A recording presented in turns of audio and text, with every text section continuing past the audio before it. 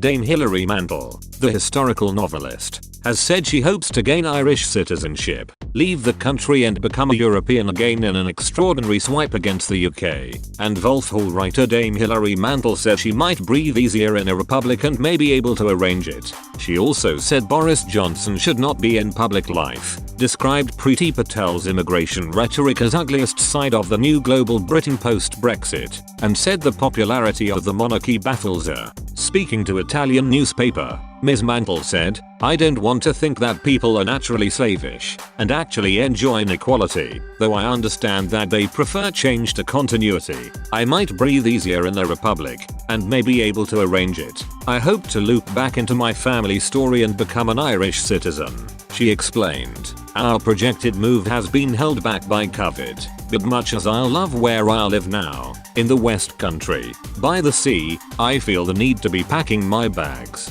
and to become a European again." Booker Prize winner Dame Hilary, 69, who grew up in Derbyshire, said she has been strongly influenced by her Irish ancestry.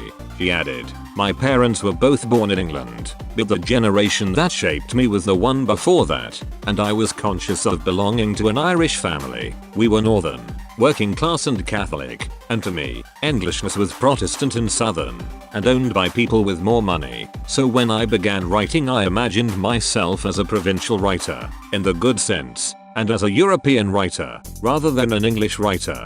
Dame Hilary also described the United Kingdom as an artificial and precarious construct. She said, "It's not holy, and it's not even old. As a child I learned nothing about the history of other parts of these islands. Wales and Scotland were only mentioned when the English were fighting battles there. They were destined to be conquered and added on to the more important territory, their complex histories dwindling into childish narratives consumed by tourists. I have always been alive to the way that the word England is used to include the other nations, a habit that says everything about underlying attitudes." Questioned about Mr. Johnson, Ms. Mantel said, "He has a much more complicated personality than the stereotyped Brexiter buffoon etc." She explained, "I have met him a number of times, in different settings. I agree he is a complex personality, but this much is simple, he should not be in public life, and I am sure he knows it." With respect to migrants attempting to cross the channel from France to the UK,